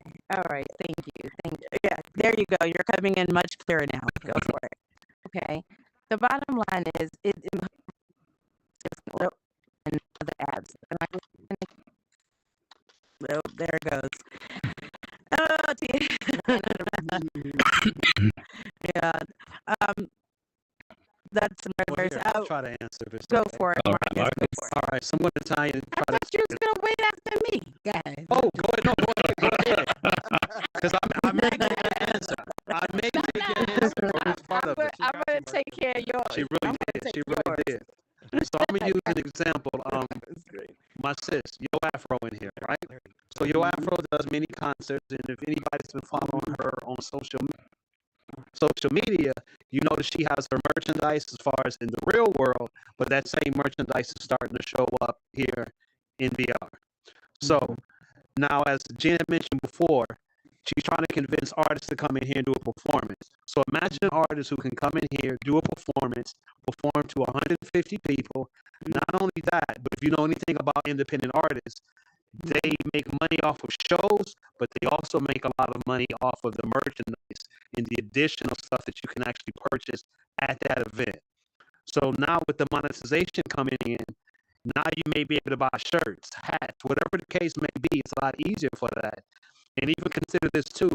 If you have a show and you have 150 people there and this is a smaller venue, somebody has to be in the back rows, right? Especially if you have an intimate type setting. Well, maybe you sell VIP monetization where, hey, you want to be in the first 2 rows of the concert, this is what it costs you. There's so many, again, I don't want to give away all the secret sauce, but there were so many things running through my head when I started hearing that, as far as potential things that we can do here in the future. Right, and then some of them, when we dig a little bit deeper, like in gaming and stuff like that, I know that the gear is towards to be towards more gaming, but even like the prizes and the giveaways, and then some of them being able to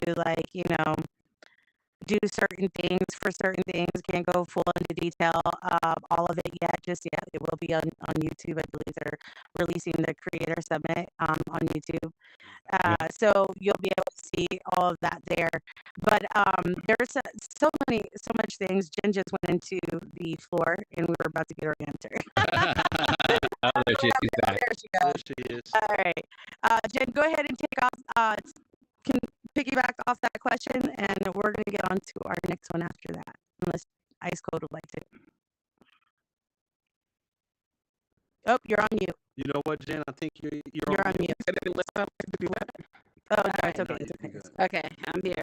So of course he stole my question and my answers. No, they're just kidding. Just kidding. Listen, I don't really worry about monetization from the program. What I do is I've made my artists income here. It could be done. It could be done. We just need that extra push of the extra capacity, and then we can really offer now some kind of incentives that will bring them in. I'm all about making money for my clients. I brought Little Season to tell you he was on a couple of shows. He made over $2,000. So he can make money in the metaverse. You just have to have the right people, the right people that know what they're talking about and doing, and present them the possibility of making money. Add on what Marcus is saying with the merchandise and stuff, and we can bring those people in.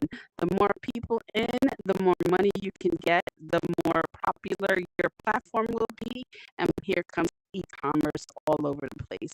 Everybody's winning. The experience was great for the artists. It's all about the experience. And we can see some top dollar artists and entertainers in Meta Horizon Worlds or VR chat or any platforms, RP1, if they can fix these avatars. And, we can bring them in. I know I can. I've done it. And I'm just waiting for the tools to be able to bring it here. So the block, I'm part of the block, and that's what we concentrate in, bringing the artists into the platform to give everyone a special experience. It's nothing like bringing somebody in and being close up to that avatar who's that, entertainer, and having those experience, those memories that we can make by just talking to someone who you see on TV, I'm excited. I'm excited. All right, there we go. Can I back off of Jen's answer? Absolutely, go for it. You asked me specifically about the casino, and like I said, I don't really count on anything being a paid event over there, but I have been doing marketing and e-commerce over in VR chat through my events for over a year, and when I say I've seen more potential in the money-making aspect of doing them over there with more capacity, it's up to 80 people, than in Horizon, as it was only 32. And it's just brought in so many avenues. Like, now I have guests coming up to me because they work my event saying, he's working next event because they're actually making money in this space now. I've had other artists come up to me and want to do more work and do more events through us. So it's just the money making aspect. You don't even have to be a celebrity to come in here.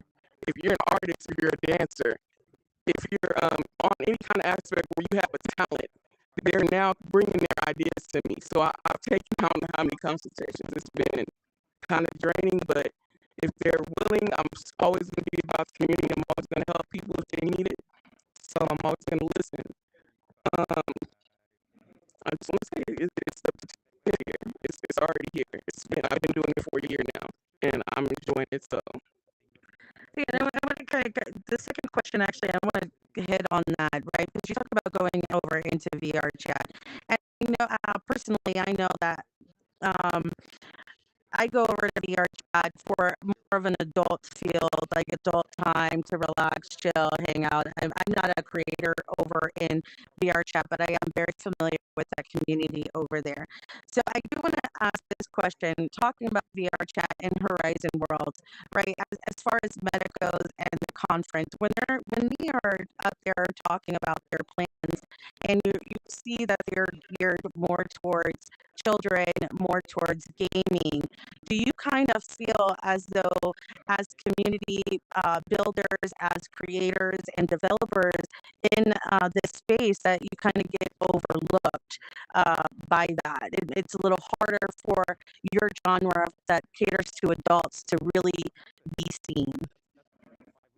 That's Go ahead, what Jen. I was saying. Am I? Oh, go ahead, Jen. Oh, okay. No, go ahead. I'll follow you. Can you hear me now? So that was pretty much what I was saying. Regardless of the updates, it's not geared towards this type of community that's trying to network. Build more games for kids for retention, and that's not growth of this community. So become that market for it. It's kind of like you have to move over to other platforms in order for that to happen because then kids running around and other platforms you can up in a group where you have more control. But over there, it's like it's no control. So it has to be a way we have to start networking more. Kids see the potential. Maybe adding that as a function where you can open up something in a group instance without having to build a world for just the membership. Oh, we lost that whole end part there, Tink. But I definitely I get what you're trying to say. Like basically what I'm hearing is that this platform, right, Meta doesn't really gear towards this time. These updates aren't really geared towards the demographic of adults. It is geared for the progression of games and gamers, and majority are children or kids underage, or teenagers. So I completely understand that part. What I don't think I feel like I got was I kind of got but didn't get was that Meta doesn't. You do feel as if like Meta kind of overshadows a big chunk of the community that is helping grow this platform. Am I hearing that correct? Okay. Yeah, go ahead, Jen. Listen, I've been with pioneers that they were told no, you can't do it. I've been with teams that did it. So we just need to band together and continue to do what we have to do to carve our own path. We have to make sure that people see us. And this entertainment, this panel right here, we're powerful. So we're going to continue to do events and continue to do what we have to do so that they will eventually see us. When we're making power moves and we're banding together, they can't stop us. Listen, I've been on teams that you couldn't stop us, and we made it. And these are the big billionaires today. They carved their own space, and they made it. So we just have to do the same thing. I agree. Yeah.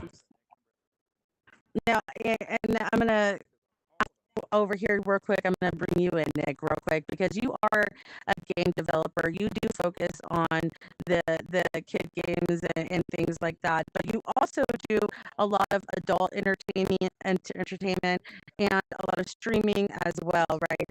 How do you find balance, or what do you take away from Meta Connect that kind of helps on both of those sides? I think it really with the engine, it really helps with the gaming side and all the effects and the new NPC stuff going out, and then you can kind of tie it in with the streaming side. Like they're going to have ability for you to live stream on Twitch now, also to integrate Streamlabs, which I'm using right now to stream out to multiple platforms. So those two things are going to merge even more closely together. Those two technologies. And I think it's going to make for some great content, and a lot of opportunity for people to make great content, whether they're filming a concert event or they're doing, gaming. I think it's a win for everybody in the space. And how about you, DJ Marcus? As being a DJ, you cross quite a bit of platforms with your DJing. Yeah, Meta Horizon World, being able to stream, because I know a lot of people stream in Meta Horizon Worlds now.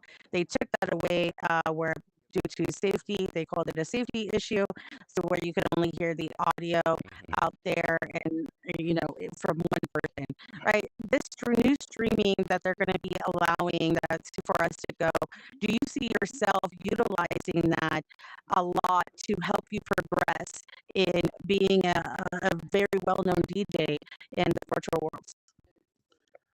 I'm going to say no question, and I encourage other DJs to streamers in general to do the same. I'm going to use Tink as an example. Over in VR chat, we've actually done events where we've had 300 plus people in a virtual setting listening to us. Now, we basically were at multiple clubs, multiple venues, and each one pulled that same stream. So imagine in here, if you can have, say, Indie Tours as an example, and Indie Tours throwing an event, and they're actually streaming a DJ's feed. And then another spot that's in here, maybe there was a networking event that's going on, and when they finish things up, they decide to pull that stream in. So just start to imagine how exponentially a DJ or streamer in general can grow, especially since the capacities went up to 150. If 10 of them is doing that, that could be 1,500 people. Absolutely. I know I'm excited about that a lot. Capacity, I'm excited about the monetization, stuff that we're going to be able to expand. I'm really excited to give incentive to my user goers, right? Because there's so many, and taking into consideration like everybody that comes to the world, right? So not everybody comes for money, you know what I mean? To assume like, oh, I'm going to make these merch and, you know, everybody's just going to buy them. For someone like me, especially with Indie Tour, I'm excited to have people be able to come, and if they want a shirt, man, I have one. I have one to give you, dude. Like, you know what I mean? Like, I'm really excited about that part. But that's just me. I want to thank you so much to the panelists up here. I do want to open up the floor for any Q&A. So if anybody has any Q&A for our panelists up here regarding social building or social entertainment in these spaces, please come up and ask those questions now. Any questions? Don't be shy. Don't be shy. Don't be shy. Don't be shy. Well, I have a question.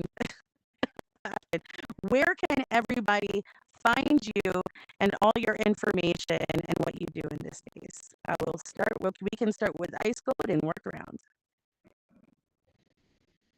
You can find me on Instagram, mainly, same name, Ice Cold Stacks, or you can reach out to me on my business page, which is Ice House Casino and Lounge, or the other one, which is the shared collaborative page with Outside the DJ, which is BYOB Events.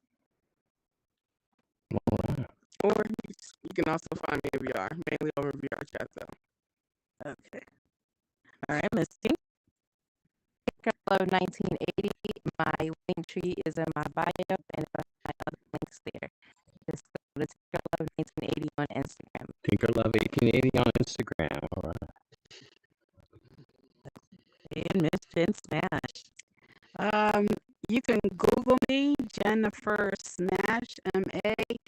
And IG is Jen Smash. You can follow me. I'm old school. You can call me. My phone number is there if anybody needs any financial advice or taxes. If you're an amputee or know an amputee, please hook me up with them. I would love to sponsor them. I do have an organization that provides headsets for amputees. It takes one headset to save a life, so that's it. Yeah. Hey, Yes, I like that. Again, my name is DJ Marcus J. On Instagram, you will find me at DJ_Marcus J.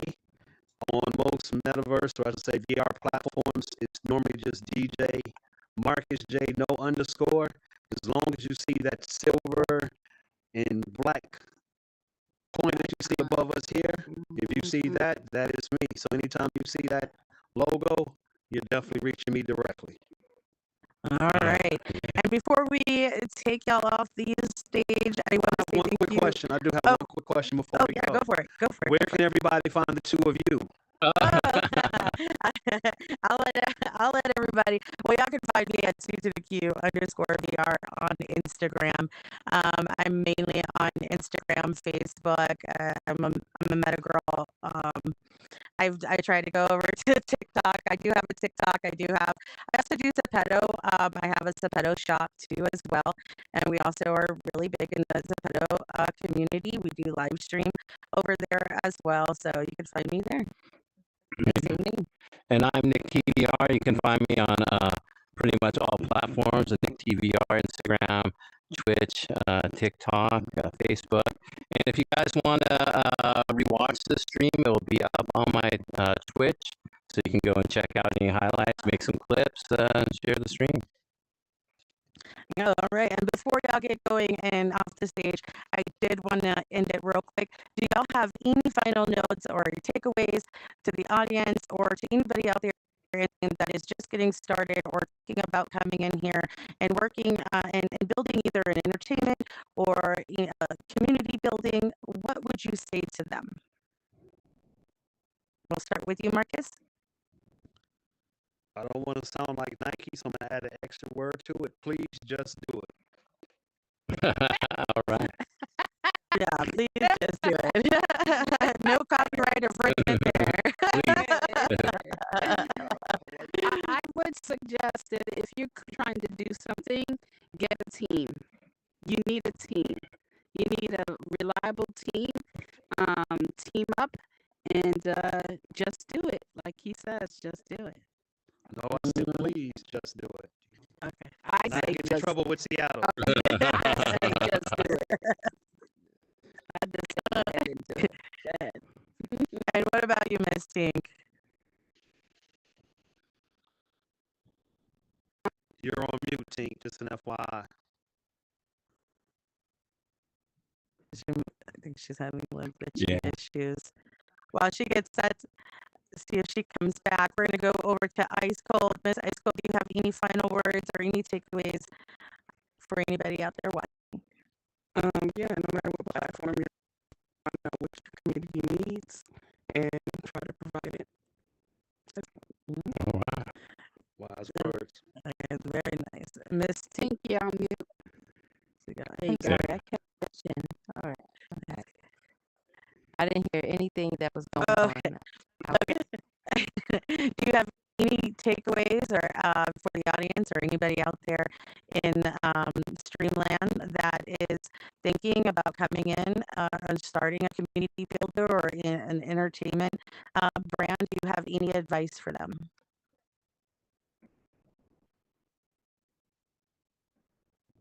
Oh, I think she. Oh, I yeah. think she glitched out. I heard after every question. All right. Okay, you're glitching out way too much. One more time.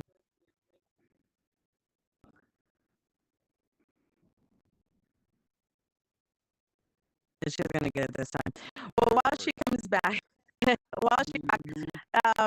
does anybody have anything to ask about, or even me myself, or questions for Nick T until she gets back? Anybody? Anybody? Oh, go. Partner with you maybe afterwards. We don't have to do it right this second, or maybe offline. But I really liked what you were saying about the headsets and the ABTs.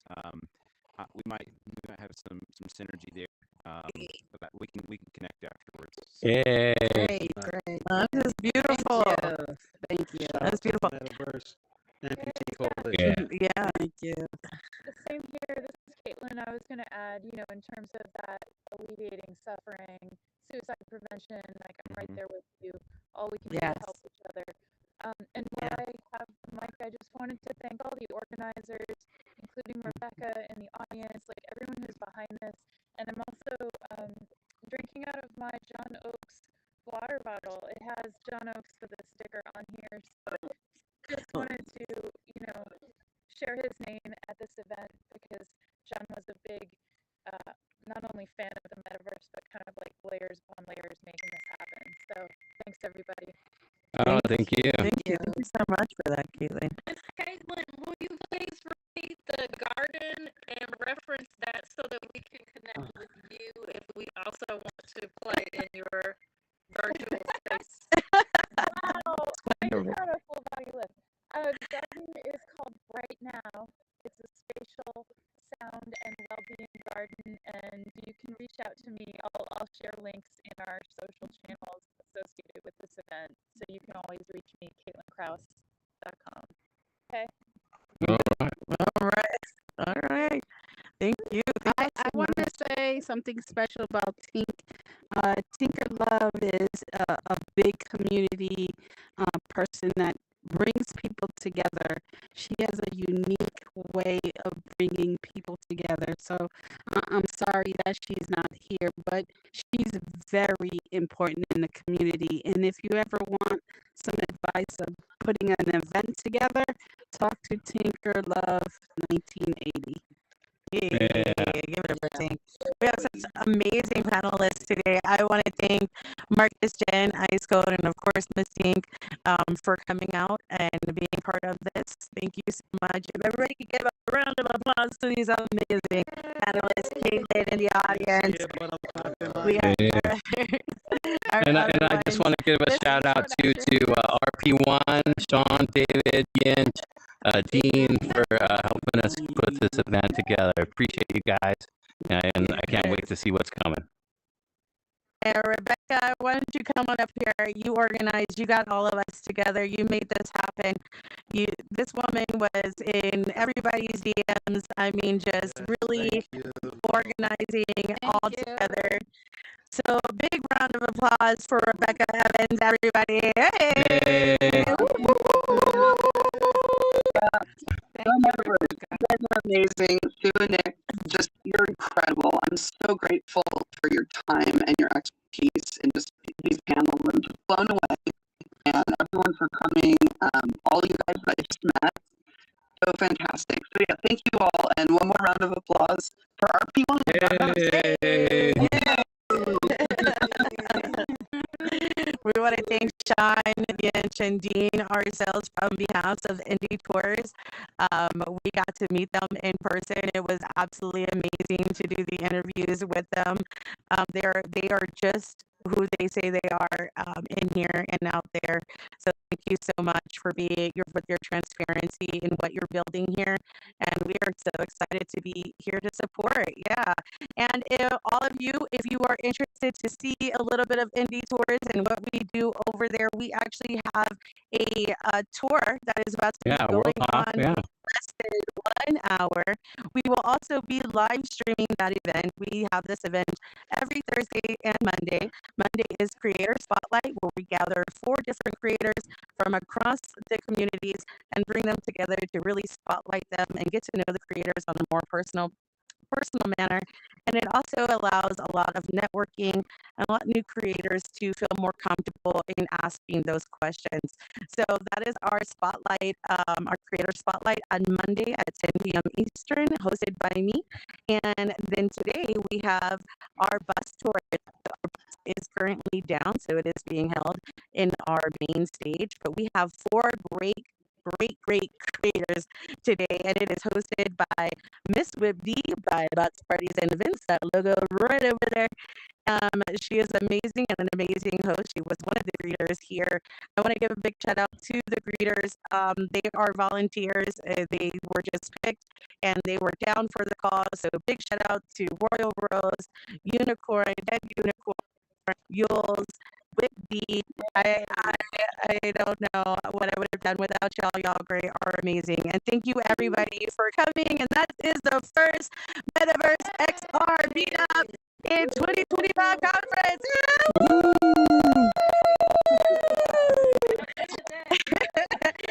And I just wanted to say something real quick regarding the avatars. The great thing about RP1 is it is not a platform, which means if you want a different avatar, guess what? You can go bring one, you can go buy one, and you can them and sell them. So that's the great thing. I wanted to really integrate real quick, because I wanted, the avatars. I am a fashion. I love fashion. If you follow me, I make clothes in Meta Horizon World. I have a shop there. So yeah, I can't wait to start bringing some fashion in. Yeah, me too. All right, Sean, you want to come up and have any last words to say to everybody? That's very kind of you. I didn't have to, but I actually just want to say thank you. I think you guys are an amazing host. Rebecca obviously did an amazing job coordinating this entire thing. Obviously, we've had amazing panelists with their expertises and understandings of kind of the metaverse. I think the biggest thing we have to ask ourselves is, do we want a future that's open or closed? And I think a lot of closed platforms start to show us what's possible, but eventually an open ecosystem is created where you can keep all your revenue, you can keep your and you can create things that you have ownership that last a lifetime. And I'm excited that we all came together to really experience the beginnings of what potentially can be an open metaverse. So I just want to thank everyone for making this all possible. And obviously, I have to thank my team. Obviously, David, thank you for working with Rebecca and making that all possible. I know Dean's here, who is the head architect of this technology, but we saw technology that is considered impossible in the entire metaverse. The idea that we can have 100,000 people with only 30 computers and we could scale up to 1 billion users, fully uncharted. So Marcus, when you're talking about 100, 150, you can do 10,000 or 20,000 people if you want, because we don't have limitations in these technologies. And that gives you the creative ability to build anything you can imagine and really make the metaverse possible. So I just want to thank everyone for making this all possible, and thank you. So yeah, thank you. Thank you both. We're coming to a demo here with Sue and Nick, and we were like in the plaza area, and you had all of it. So I got to see that. So I'm definitely looking forward to that in here. So I got to see that firsthand. I got you. All right. I want to say some quick words as well. First of all, this is by far the most professional gathering that we've had by a long shot, and I want to say a round of applause to the group of you who managed to stay the entire time. It was really fun. I did listen to the whole thing. I was doing a little bit of typing in the middle, but it was, like I said, by far and away from beginning to end the most professional, most organized event we had. And I encourage you and hope that you're going to have a lot more here. As far as the avatars go, we will be working on that. I can't promise that anytime immediately soon. It's one of our weaker points, we know, but something that's very, very, very important to us. And I was going to solicit some feedback on that. Also, I want to issue a challenge if you guys can get a concert or party going with 1,000 people. I would love, obviously, to see that because I know we can handle 1,000 and then some. So that would be fantastic. Yeah, that's a challenge. Sean and I have a big bet going. We just bet a little while ago 1 pound of the most amazing coffee that you could possibly imagine. This stuff is like pure crack. That we're going to have our ability to have spatial fabrics in under 5 weeks. He says he took the over 5 weeks. So I'm saying well under 5 weeks. In fact, I think it's just going to be a couple weeks before you guys can start plugging in your own venues, which would be awesome. And last note, I'd like to solicit either or what is something that you've noticed today that is our biggest asset in having that here compared to other venues, and also something that we need to work on? What are the things that we need great improvement other than avatars, because we already know about that? We can represent the entire world in here, and I had known that before. But any place that you have in the world, we can actually go that here once it's implemented. So I'm looking forward to that. We've been to outer space in here before, so I'm looking at the world and it looks like not even a marble below it. So yes, I'm really looking forward to that. Party in one country, leave that country, go to another one and party, go to another one and party, all on the same night. Maybe we can do a bar hop where we can have a bunch of different venues in outer space and hop from one to another. Oh, that would be cool. Yeah, world hop. Yeah, we'll go around to different places. Yeah. Universe hop. Yeah, universe. Yeah. Now you're speaking my language. You want to hear something crazy? We had a group come to us. They're building the entire Star Wars galaxy at scale. So outside of our solar system, you'll actually be able to go to Star Wars galaxy and land on planets that are from the movie. It's absolutely nuts. There's so many things that we haven't shared that because you have unlimited space to build anything you can ever imagine, including eventually MMO games and carnivals and casinos and everything you can think of. You no longer have the limitation of space and people. So it's going to be quite extraordinary once it gets all started. Well, yeah, I'm looking forward to this Star Wars stuff. Yeah, and I hope you're excited out there in the Metaverse Streamland too, because you can come in right on your browser. All you have to do, you don't even have to have a headset. You could just type in rp1.com and come right on in. If you ever wanted to join us, or maybe that challenge of 1,000 people will happen very soon. You never know. Keep watching. All right, guys, we gotta close. We gotta get out of here. We do have a tour to go do. We got a tour, and so if y'all are interested in coming to the tour, please come on down. We'd love to have you guys. And out there on Streamland, thank you so much for coming to the first ever Metaverse XR meetup. Conference 2025 right here in RP1. Big shout out and you know what I say after every stream.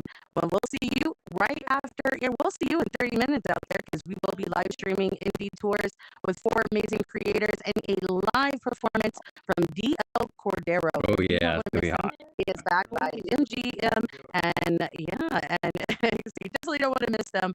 He will be live. And with that being said, we're out. Have a great day. Bye. We're out.